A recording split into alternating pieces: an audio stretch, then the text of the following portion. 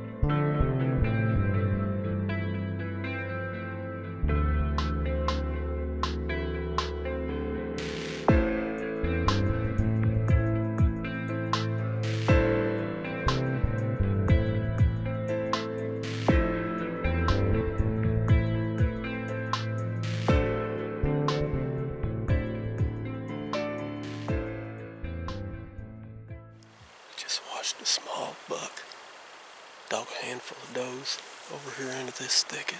I can hear him back there grunting, running around, chasing.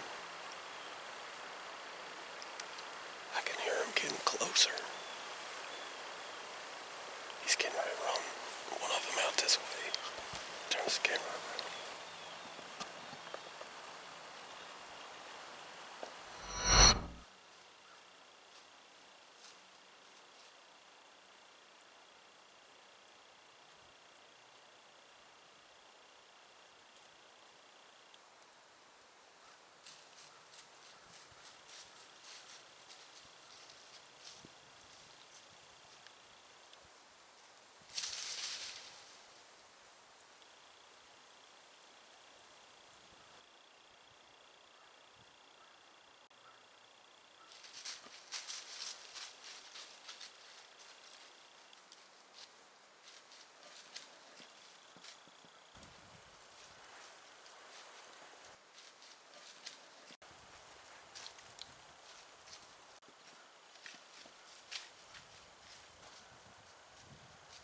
Oh.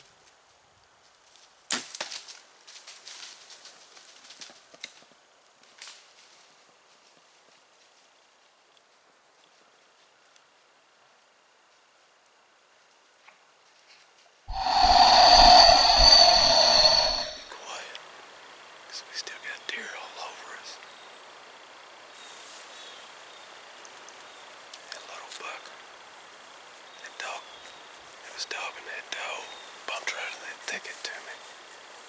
He just found where she's laying at. Poor little fella ate him. He's not sure what just happened. 1:37 in the afternoon. I've been sitting on stand since about 6 this morning. I didn't start seeing deer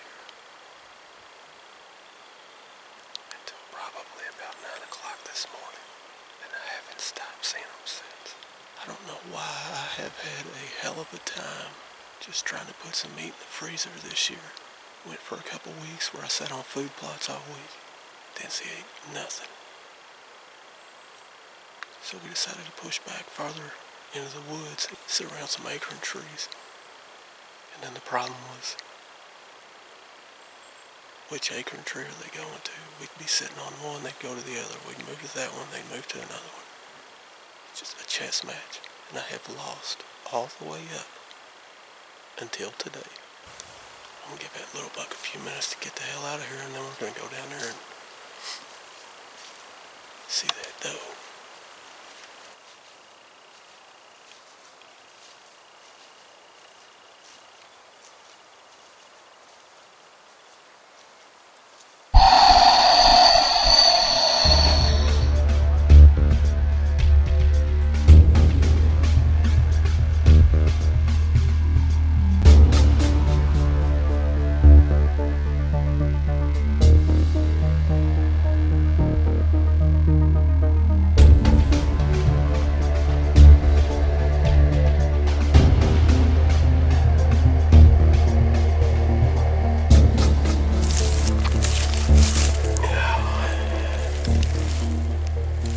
That'll do it every time. Here she is, all cleaned up, got her out of that blood, dusted off a little bit. Oh man, I appreciate this girl. You don't know how well we're going to eat off you all winter long.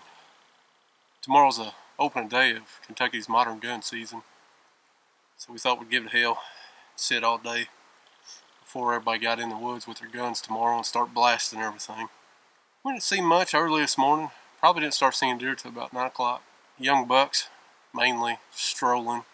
We're set up in between two thickets along a creek bank that they like to run across while they're scent checking them bedding areas for hot does.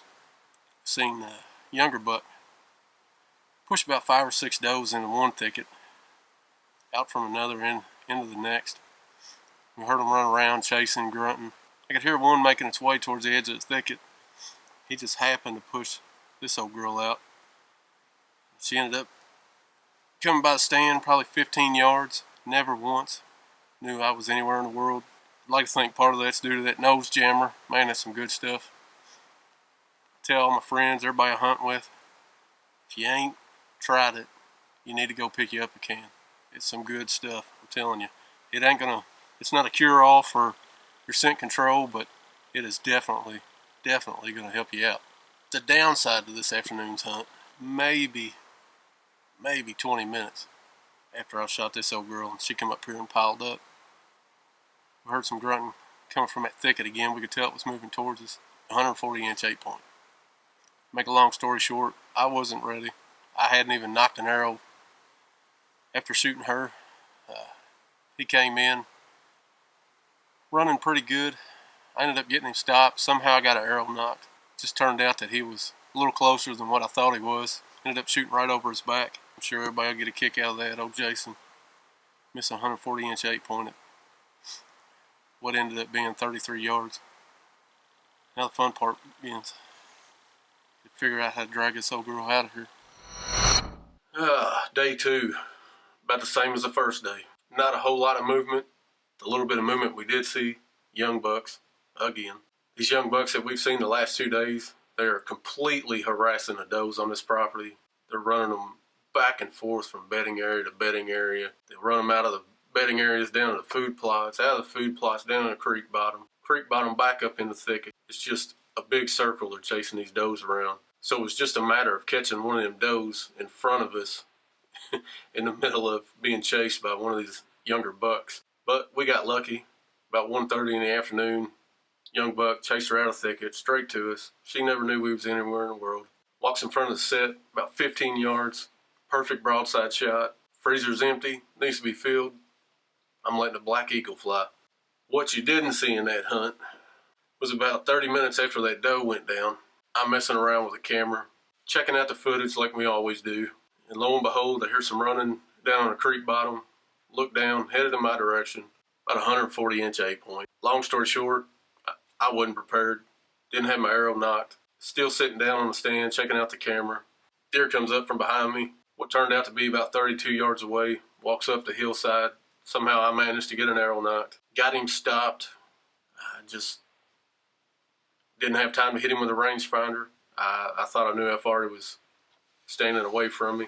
It's just one of them things. I wasn't prepared. He snuck up on me. He wins. I loses. At the end of this episode, we're going to go ahead and throw that clip in that shows that buck, me missing it, and all the glory that comes along with it. But first, it's day 3, same property, same set. Ben's on his way down. He's hunting with me in the morning.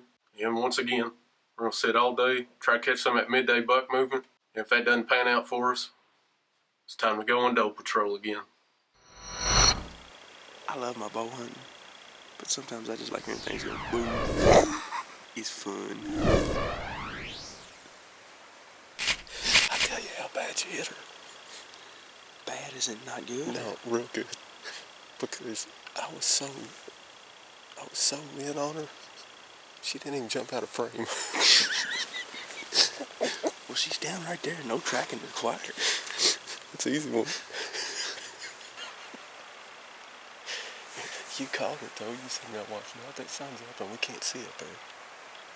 To be deer right down that hill. And sure enough, I just happened to look up and I caught her in the middle of the jump. That's why I saw her. let me show y'all what he's talking about.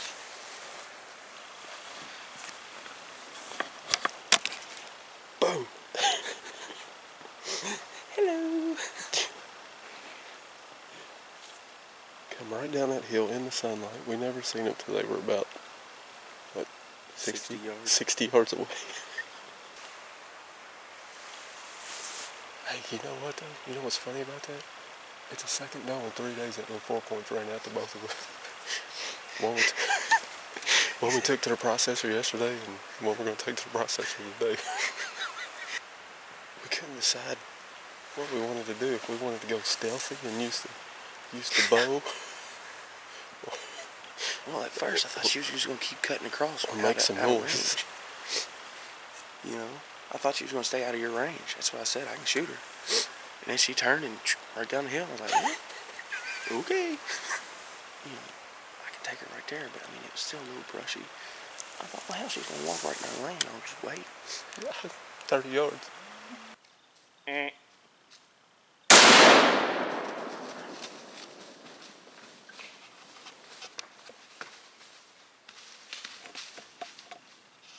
She stopped on a dime and looked like, oh no.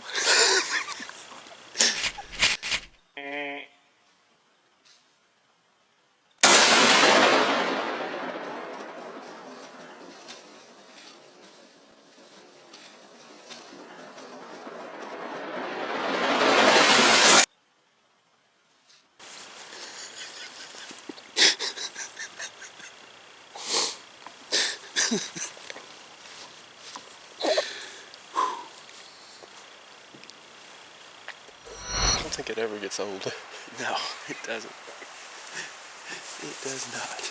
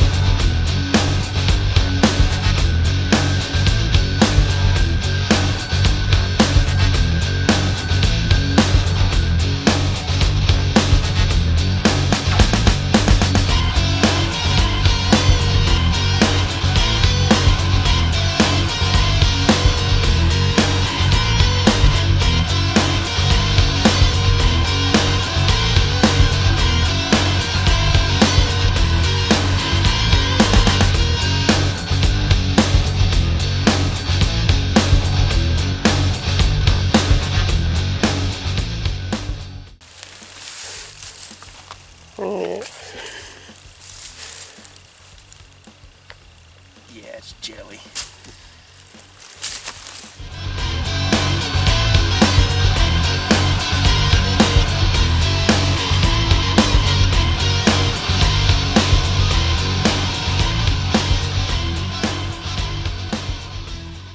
Oh man, day 3, a lot of the same. Still got the same younger bucks, chasing the same group of does in and out of these thickets.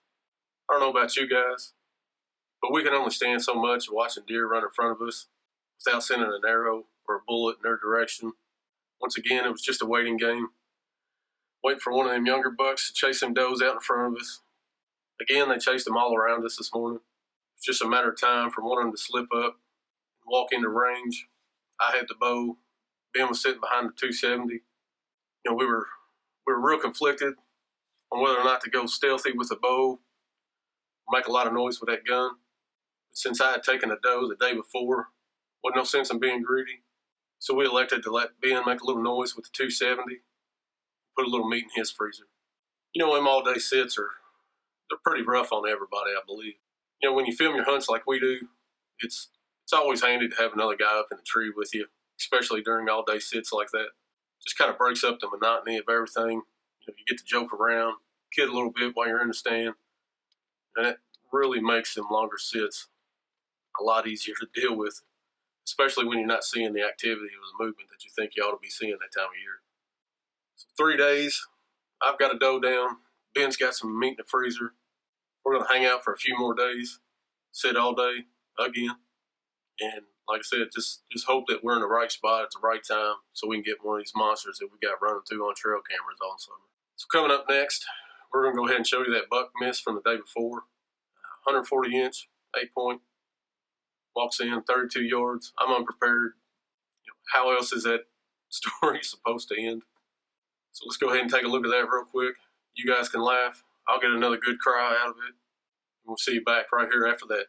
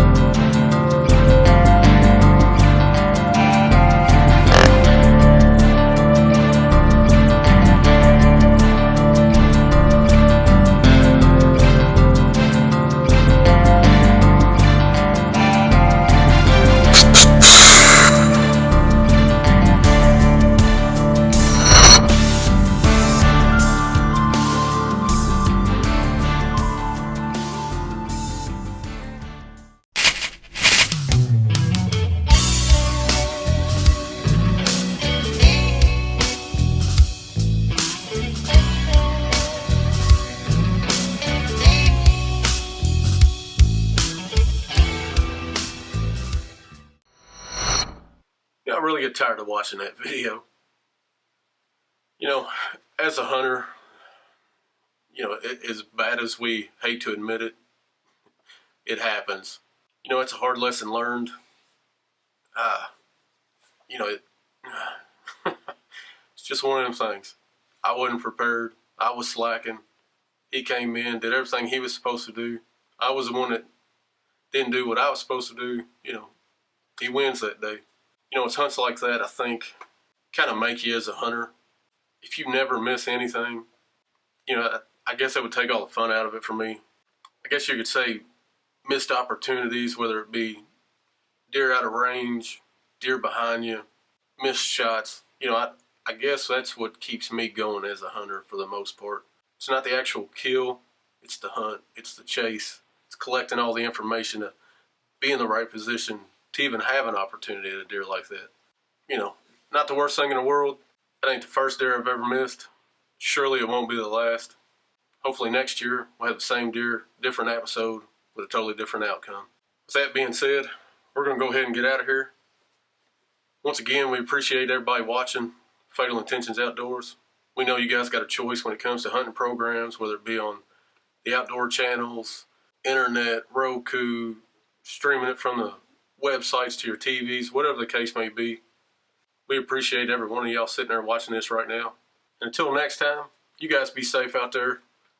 Wear your safety harnesses. Use those lifelines. Stay connected from the ground up. And we'll see you next time, right here on Fatal Intentions TV.